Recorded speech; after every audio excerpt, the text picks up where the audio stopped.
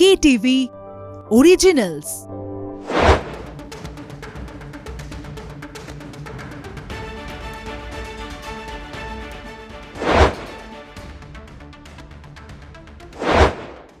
Welcome to 1xBet stadium bulletin এবং in association with অ্যাপটি plus. আপনাদের সঙ্গে আমি অর্পণ। আপনাদের বলেইছিলাম যে ফুটবলের খবর প্রচুর দেব, আর চ্যাম্পিয়ন্স লিগ সেমিফাইনাল তো জমে গিয়েছে, আপনারা দেখছেন সবাই। বরুসিয়া ডর্টমুন্ড কিন্তু অঘটন ঘটিয়ে দিয়েছে, অর্থাৎ শক্তিশালী এমবাপের পিএসজিকে 2-0 গোলে হারিয়ে দিয়ে তারা ফাইনালে। আজকে কিন্তু জমজমাট লড়াই, রিয়াল মাদ্রিদ বায়ার্ন মিউনিখ। প্রথম লেগে কিন্তু 2-2 গোলে ড্র হয়েছে, এবার আজকে যে জিতবে সেই কিন্তু ফাইনাল, অর্থাৎ একেবারে চ্যাম্পিয়ন্স লিগ জমজমাট। ডর্টমুন্ড যেমন অঘটন ঘটিয়েছে, আজকে যে জিতবে সেই ফাইনাল। তবে ফুটবলের খেলার সঙ্গে সঙ্গে ভুলে গেলে হবে না, আইপিএল কিন্তু প্লে অফের দোরগোড়ায় চলে এসেছে। গতকাল অর্থাৎ মঙ্গলবার দিল্লি রাজস্থানকে হারিয়ে দিয়েছে 20 রানে, আর যদি না হারাতো তাহলে কিন্তু কলকাতা লিগ টেবিল অর্থাৎ পয়েন্ট টেবিলে 2 নম্বরে নেমে যেত। কিন্তু দিল্লি জেতায় এখনো পর্যন্ত একে রয়েছে কলকাতা নাইট রাইডার্স। তবে অসম্ভব ভালো খেলেছেন রাজস্থান রয়্যালসের ক্যাপ্টেন সঞ্জু স্যামসন। এক কথায় অনবদ্য। টি20 ওয়ার্ল্ড কাপে সুযোগ পাওয়ার পর বোধহয় তার খেলার স্টাইলটাই পুরোপুরিভাবে পাল্টে গিয়েছে। হ্যাঁ, অবশ্যই না পাল্টানোর কিছু নেই, কারণ যে পরিমাণ এনার্জি দরকার সেটা কিন্তু এসে গিয়েছে। তবে আইপিএলে ইংল্যান্ড যারা ক্রিকেটার রয়েছেন, অর্থাৎ কলকাতার হয়ে খেলছেন ফিলিপ সল্ট অর্থাৎ ফিল সল্ট, রাজস্থানের হয়ে খেলছে জস বাটলার অর্থাৎ ফিল সল্ট এবং বাটলার, এই দুজনকে কি প্লে অফে পাওয়া যাবে? এখনো পর্যন্ত যা খবর, জল্পনা চলছে, অর্থাৎ 50-50 পাওয়া যেতেও পারে, নাও যেতে পারে। কিন্তু শেষ পর্যন্ত কোথায় গিয়ে দাঁড়ায় সেই খবরটাই কিন্তু আমাদের তাড়া করে বেড়াচ্ছে, অর্থাৎ যারা আমরা সাংবাদিক তারা কিন্তু সেই খবরের পিছনেই সারাক্ষণ ছুটে বেড়াচ্ছি। কিন্তু যদি ফিল সল্ট চলে যায় তাহলে কলকাতার ওপেনিং পেয়ার কি হতে চলেছে, সেই দিক থেকে দেখতে গেলে কিন্তু গুরবাজ রয়েছে, গুরবাজ ফিরে এসেছে কলকাতায়, গুরবাজ ওপেন করবে। তবে ফিল সল্ট যে ফর্মে রয়েছেন, যে স্টাইলে ব্যাট করছেন, যেভাবে রান তুলছেন, সেটাও কি কোথাও গিয়ে আঘাতপ্রাপ্ত হবে, অর্থাৎ থমকে যাবে? সেই দিকটা কিন্তু অবশ্যই ম্যানেজমেন্ট দেখছে। তবে অপশানও নেই, যদি চলে যেতেই হয় তাহলে কিন্তু বেস্ট চয়েস অপশান হতে চলেছে রহমতুল্লাহ গুরবাজ। গত সিজনে রহমতুল্লাহ গুরবাজ কিন্তু অসাধারণ ব্যাটিং করেছিলেন কেকেআরের হয়ে। এবারে যদি ফিল সল্টের পরিবর্তে তাকে নামতে হয়, এবারও কিন্তু সেই ব্যাটিং তাকে করতে হবে, কারণ যদি রহমতুল্লাহ গুরবাজ কেকেআরের হয়ে নামেন এই সিজনে তাহলে কিন্তু তাকে প্লে অফেই খেলতে হবে, আর প্লে অফ মানে কিন্তু নকআউট। এখানে কিন্তু কোনো সুযোগ থাকছে না। সুনীল নারিন একেবারে ছন্দে রয়েছেন, বোলিং করছেন যেমন, ব্যাটিং করছেন তেমন। সেই সঙ্গে ওপেনিং পেয়ারটা খুব ইম্পর্টেন্ট, কারণ প্রায় প্রত্যেকটা ম্যাচে ওপেনিং পেয়ারই কিন্তু কেকেআরকে বড় লক্ষ্যে পৌঁছে দিচ্ছে। কখনো পাওয়ার প্লেতে 70, 90, 100 ক্রস করছে, অর্থাৎ ওপেনিং পেয়ারটা খুব খুব ইম্পর্টেন্ট।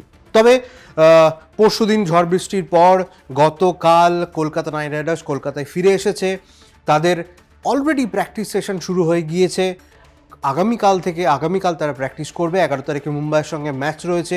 মুম্বাইয়ের কিছু হারানোর নেই, অর্থাৎ ইডেন গার্ডেন্স আবার রোহিত শর্মার ভীষণ প্রিয় মাঠ। সেই দিক থেকে দেখতে গেলে জমজমাট লড়াইয়ের অপেক্ষায় রয়েছে পুরো ক্রিকেট প্রেমী যারা রয়েছেন তারা সবাই। তবে আমাদের আশা, যেটা আমরা গতকালই বলেছিলাম, 3টি ম্যাচ কিন্তু কলকাতার আর রয়েছে। কলকাতার পয়েন্ট 16, যদি 3টি ম্যাচই জেতে তাহলে 22। আইপিএলের ইতিহাসে নয়া রেকর্ড গড়তে চলেছে বলা যেতে পারে কলকাতা নাইট রাইডার্স। যদি একটি ম্যাচও হারে তাহলে কিন্তু 20 পয়েন্টে পৌঁছবে কলকাতা নাইট রাইডার্স। সেই দিক থেকেও কিন্তু একটা অসাধারণ রেকর্ড হতে চলেছে। অর্থাৎ সব মিলিয়ে কলকাতা কিন্তু ঝাঁপাবে একদম টপে থাকার জন্য, টপ 2-এ থাকার জন্য। কলকাতা 3টি ম্যাচই জিততে চাইবে, কারণ ছন্দ কিছুতেই তারা নষ্ট হতে দেবে না, কারণ এই ছন্দটাই প্লে অফে বজায় রাখতে হবে। আর হিসেব অনুযায়ী দেখতে গেলে যদি সব ঠিকঠাক থাকে তাহলে কিন্তু কলকাতা আর মাত্র 5টা ম্যাচ খেলতে হবে কলকাতাকে। 3টি ম্যাচ গ্রুপ লিগে, আর 2টি ম্যাচ, একটি প্লে অফ এবং একটি ফাইনাল। আমরা কলকাতা প্রেমী যারা, কলকাতা নাইট রাইডার্সের ভক্ত যারা ক্রিকেট প্রেমী, তারা কিন্তু সবাই চাইব কলকাতা এবারে চ্যাম্পিয়ন হোক, কারণ লাস্ট কাপ কলকাতা এসেছে 2014 সালে। আবার অনেকে বলছে, সোশ্যাল মিডিয়া জুড়ে নানা রকম আলোচনা হচ্ছে যে 2012 সালে কিন্তু মুম্বাইকে হারিয়েছিল কলকাতা, সে বছর প্রথম ট্রফি এসেছিল কলকাতার ঘরে। এবছর কিন্তু ওয়াংখেড়েতে 12 বছর পর কলকাতা হারিয়েছে মুম্বাইকে। সেই দিক থেকে দেখতে গেলে লাক ফ্যাক্টর এখানে হচ্ছে, গৌতম গম্ভীর মেন্টর এখানে রয়েছেন, সব মিলিয়ে বলা যেতে পারে জমজমাট আইপিএল। এবং কলকাতার যারা সমর্থক তারা তো আশায় বসেই আছেন যে এবারে হয়তো কাপ আসতে চলেছে। কেনই বা আশা করবেন না, যেভাবে কলকাতা খেলছে, যে পারফরমেন্স কলকাতা টিম দিচ্ছে, তাতে কিন্তু কলকাতাবাসী বা কেকেআরের ভক্ত হিসাবে আরও একটা কাপের আশা অবশ্যই করা যেতে পারে।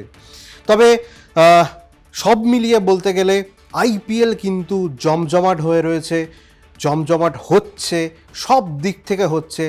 তো এরপরেই কিন্তু টি-20 বিশ্বকাপ, সেদিকেও নজর রাখতে হবে। তবে আজকে খুব একটা বেশি দেরি করছি না, কারণ আজকে অনেক ম্যাচ রয়েছে। অনেক ম্যাচের সঙ্গে সঙ্গে সবচেয়ে বড় চ্যাম্পিয়ন্স লিগের সেমিফাইনাল রয়েছে, সেটার দিকে অবশ্যই নজর রাখবে। তার আপডেট আমরা আগামীকাল অর্থাৎ বৃহস্পতিবার আপনাদের কাছে আমরা তুলে ধরবো। আপনারা তো পেয়েই যাবেন, কলকাতা টিভি স্পোর্টস ফেসবুক পেজে সমস্ত আপডেট পাবেন, কলকাতা টিভি অনলাইনে তার রিপোর্ট সঙ্গে সঙ্গে আপনারা পেয়ে যাবেন। তবে আমরা যে শুরুটা করেছি কুইজ কন্টেস্ট, অর্থাৎ যে সঠিক উত্তর দেবে যে বা যারা, তাদের নাম আমরা এই শোতে অ্যানাউন্স করব।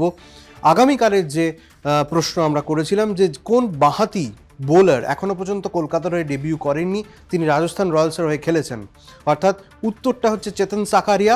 এই উত্তরটা দিয়েছেন প্রণব কুমার ব্যানার্জি এবং অর্ক মুখার্জি। এই দুজন সঠিক উত্তর দিয়েছে, তাদের নামটা অ্যানাউন্স করলাম। আর ভাবছেন তো তাহলে আগামীকালের জন্য কি প্রশ্ন থাকছে? আগামীকালের জন্য খুব সহজ প্রশ্ন দিই, আশা করি এই প্রশ্নটা আপনারা দিতে পারবেন। 2012 সালে প্রথম চ্যাম্পিয়ন হয়েছিল কলকাতা নাইট রাইডার্স, লাস্ট শটটা কে মেরেছিলেন? এটাই আজকের প্রশ্ন, এটাই আজকের কুইজের প্রশ্ন। সঠিক উত্তর যারা দেবেন, কালকে আপনাদের, আগামীকাল অর্থাৎ বৃহস্পতিবার আপনাদের নাম আমরা জানাবো এই শোয়ের মাধ্যমে। আজকে আসি, এখানেই শেষ করতে হচ্ছে, কারণ সেমিফাইনাল দেখতে হবে।